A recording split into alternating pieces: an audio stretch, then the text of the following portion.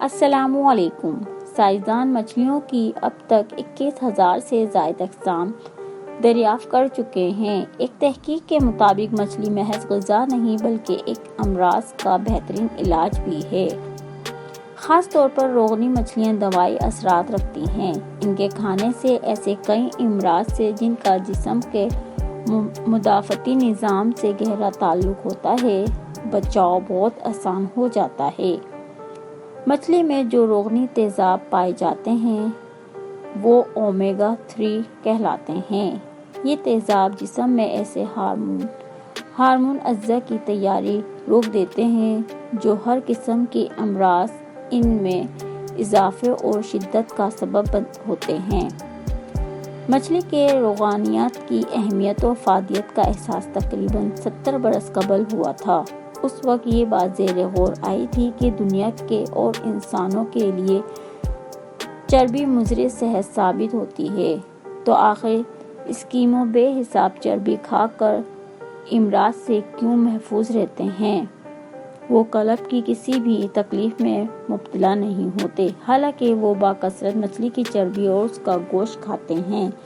اس کے باوجود ان کے خون میں کولیسٹرول کی سطح نارمل ہوتی ہے۔ اس کی اصل وجہ یہ ہے کہ اسکیمو روزانہ جو سمندری غذائیں کھاتے ہیں وہ تمام کی تمام اومیگا 3 روغنی تیزابوں پر مشتمل ہوتی ہے۔ ساحلی علاقوں میں رہنے والے افراد امراض قلب کا کم شکار ہوتے ہیں، اس لیے کہ وہ مچھلی زیادہ کھاتے ہیں۔ ان کی مچھلیاں مختلف رنگ بھی پہچان سکتی ہیں۔ آرچر نامی مچھلی انسانی چہرے پہچاننے کی صلاحیت رکھتی ہے۔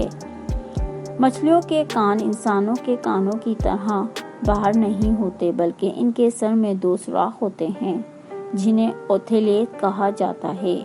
ان کے ذریعے آوازوں کو سنتی ہیں، جبکہ ان کی جلد پر موجود لیتھر لائنز بھی انہیں دھیمی آوازیں اور پانی میں ہونے والی غیر معمولی حرکتوں کو محسوس کرنے میں مدد دیتی ہیں۔ الیکٹرک ایک ایسی مچھلی ہے جسے ہاتھ لگانے سے 600 واٹ بجلی کا جھٹکا لگتا ہے۔ حضرت علی کی خدمت میں ایک شخص آ کر کہنے لگا، یا علی، ہر جانور کے منہ میں زبان ہوتی ہے لیکن مچھلی کے منہ میں زبان کیوں نہیں؟ اور مچھلی پانی میں ہی کیوں رہتی ہے؟ اس پر امام علی نے فرمایا کہ اے شخص، یاد رکھنا، اللہ نے مچھلی کے منہ میں زبان بھی دی تھی اور اس کو وہ طاقت بھی دی تھی کہ وہ خشکی پر چل سکے، مگر افسوس کہ اس نے خود پر ہی ظلم کیا۔ وہ کہنے لگا، یا علی، کیسا ظلم؟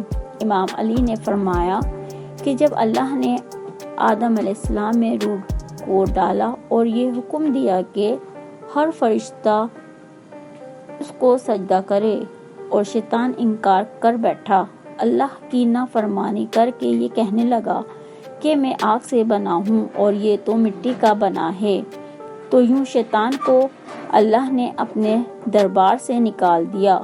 وہ بصورت بن کر زمین پر جیسے گرا، انسان سے حسد اور نفرت کے ساتھ چیخنے لگا، اور اس وقت مچھلیاں زمین پر بھی چلا کرتی تھیں اور پانی پر بھی رہا کرتی تھیں۔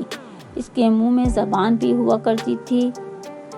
شیطان نے سب سے پہلے مچھلیوں کو بھٹکایا اور کہا کہ انسان جب زمین پر آئے گا تو وہ تمہیں زندہ اپنے خنجر سے کاٹے گا۔